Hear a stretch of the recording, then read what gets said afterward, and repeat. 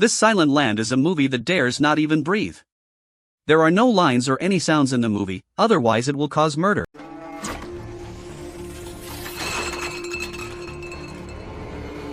They were avoiding the monster with sensitive hearing, but they were unaware that a sniper in the distance had aimed at 3 people. The boy was very afraid of the monster behind him, so he ran at the front.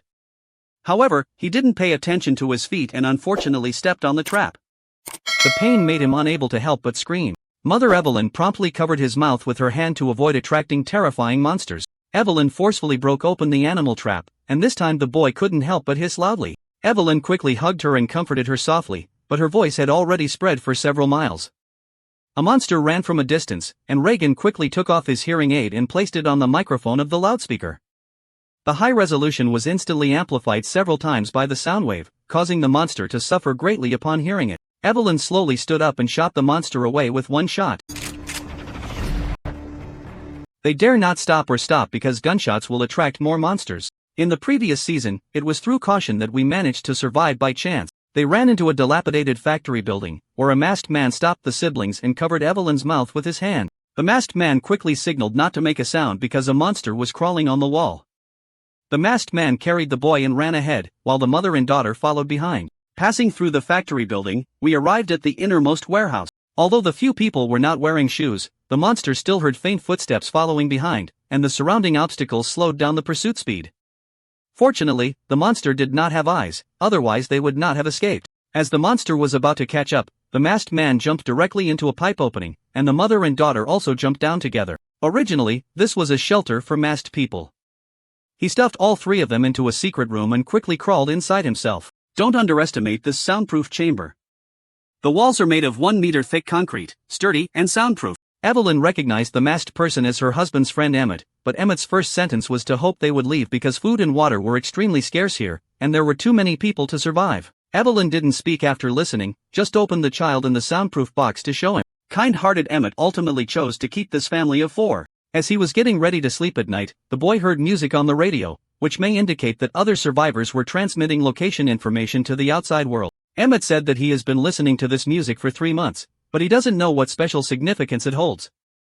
In the middle of the night, after everyone had gone to bed, Reagan took his brother to the secret room and told him to find out the name of the music on the radio, which pointed to a small island not far away.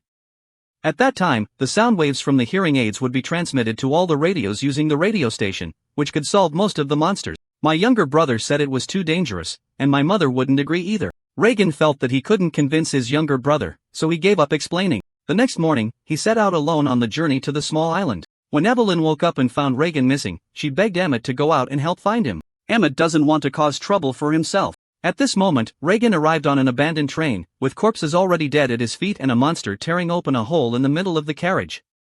It was evident that intense fighting had occurred here. She arrived outside the medical room, but the door was blocked by something and couldn't be opened. I saw a medical kit through the crack in the door, ready to collect it and keep it for future use. However, I accidentally made a noise and attracted nearby monsters.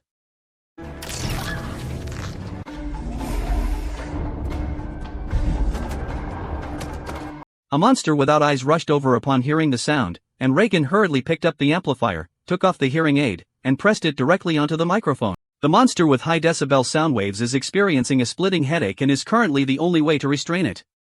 The monster Ninato continued to approach Reagan, raised his gun and fired a bullet, but failed to hit the target.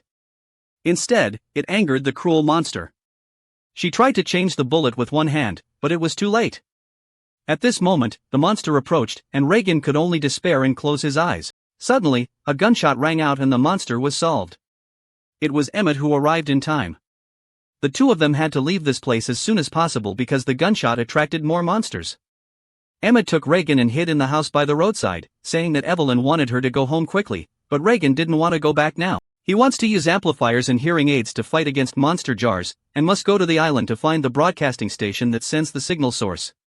He also requests Emmett to help him. Emmett didn't answer after listening, and exhausted Reagan temporarily rested to recover his strength. When he woke up from his sleep and found that his hearing aid and amplifier were missing, she quickly searched everywhere inside the house. Without these equipment, it would be difficult to move forward. She believed that Emmett had also been brutally killed by monsters, and not only felt guilty but also in great pain in her heart. Not long after, Emmett appeared in front of him. It turned out that he was just using amplification equipment to search for a ship and agreed to go to the island with Reagan. At this moment, Evelyn is very worried about Reagan's safety and cannot stay. She is preparing to go out and search for supplies. As we walked, we arrived at the grave of our husband and deceased youngest son. She misses the days we used to be together very much. She took off the wedding ring and left it on a wooden piece, indicating that she wanted to shoulder the burden of protecting her family. Then she went to a pharmacy to collect daily necessities. The boy didn't see anyone coming back at night, so he settled in his younger brother first, climbed up from the shelter, and prepared to search for his family. As he passed by a room, he saw a withered corpse suddenly fall and make a loud noise. The boy knew it would attract a monster and had to quickly return to the shelter, then take his younger brother into the secret room. At this moment, the monster had already followed. The boy closed the door to the secret room, but forgot to put the towel blocking the door bolt. Due to being too closed, there was a lack of oxygen. At this moment, Evelyn was returning with an oxygen cylinder. The monster destroyed the shelter pipeline, frightening Evelyn. She quickly ran inside and only then did she know that the monster had entered the shelter. Fortunately, she remained calm and composed, and when she saw the pipeline, she had a bold idea. She placed the oxygen cylinder on the ground and raised her gun to shoot a bullet, making a sound. The monster heard it and immediately came to the ground, poking out its ears to search for the source of the sound. Evelyn fired a shot at the oxygen cylinder. After the explosion, the monster emerged unscathed from the fire. The high temperature activated the fire sprinkler and began to sprinkle water. The monster leaned out to listen, but was completely disturbed by the sound of water flow. Evelyn carefully walked behind and entered the shelter through another pipe opening. She opened the door to the secret room and saw that her son had fainted from hypoxia. She opened the oxygen tank and closed the door. The towel card set the door bolt. At this moment, Emmett and Reagan arrived at the dock, ready to board the ship and head to the small island. Suddenly, several surviving humans gathered around, demanding to leave their belongings before leaving. Emmett did not agree to their request and made a sound during the fight.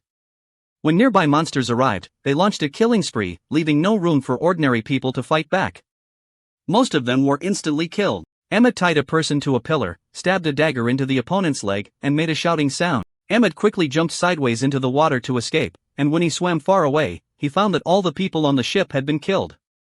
The monster jumped into the water and attacked him. Emmett swam hard to escape pursuit, but unexpectedly, the second weakness of the monster was that it couldn't swim. At a critical moment, Reagan pulled him onto a lifeboat and the two of them headed towards the target island. After landing on the island, I found traces of human habitation, and there was also a lively bonfire party in the square, which was simply a dream of normal life. A person named Jack saw them even taking out food to entertain hungry Reagan, and then told Emmett that he had discovered early on that monsters were afraid of water, and even broadcasted songs to suggest that surviving humans came over. Emmett said that the purpose of this is for the broadcasting station, and hearing aids are the only weapon that can completely eliminate monsters.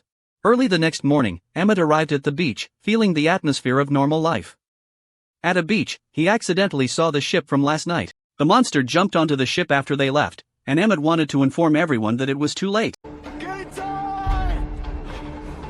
A monster without eyes attacked upon hearing the sound, and the remaining humans suffered another blow. In the blink of an eye, a large area collapsed. Jack hid his wife and children in the wardrobe. In order to avoid more harm, he came to the car and kept honking the horn to attract monsters. At present, we need to hurry to the broadcasting station and completely solve these hidden dangers. Not far away, the monster caught up and easily tore open the roof with one paw, followed by no movement. Reagan was curious and opened the rear window to check. Jack quickly accelerated the speed before temporarily shaking off the monster. They quickly arrived at the radio station, and after Jack delivered them, he prepared to return home to take care of his wife and children. Before he could finish speaking, he was dragged away by the chasing monster. Emmett quickly took Reagan and hid in the room. Currently, he needs to go to the broadcasting room and use a microphone to make noise, ending this crisis. At this moment, Evelyn and her son were hiding in the secret room, and oxygen was about to run out. He could only open the room and let in fresh air. Seeing no monsters in the room, he wanted to take some food to replenish his energy. The sound of hunger in her stomach attracted the monster who had not yet walked far. Evelyn quickly ran towards the secret room, but was slapped away by the monster when it closed the door. The narrow opening could only temporarily block the monster, and now hope was pinned on Emmett and Reagan. The two of them cautiously walked towards the broadcasting room, and Reagan made a sound as he pushed open the glass door. The monster heard the sound and launched an attack on them. Emmett was scratched in the leg while running, and in a critical moment, he decided to sacrifice himself to buy time. As the monster approached step by step, Reagan was not only not afraid, but also calmly twisted the hearing aid switch, causing the monster to feel unbearable pain due to the piercing high scores caused by the sound waves. The situation on the other side is also very pessimistic. Taking advantage of this opportunity, Reagan turned on the broadcast amplifier. Lily slowly moved her steps to the control console, turned on the microphone switch with one hand, and pressed the hearing aid directly onto it. The high score was amplified by the sound, causing the monster to suffer greatly and quickly retreat. On the other hand, the boy's headphones also heard a piercing noise, indicating that Reagan had found the radio station. He raised his amplifier and walked towards the monster, with the other hand holding up a gun. Reagan hung his hearing aid on the microphone, picked up a steel pipe, and used all his strength to smash the monster's head. The boy also pulled the trigger and killed the monster. Two children have become fearless warriors in a cruel environment, and they must overcome their fear to protect their families and end the crisis of foreign creatures. The film ends here. To avoid missing out on more exciting movies, please click subscribe.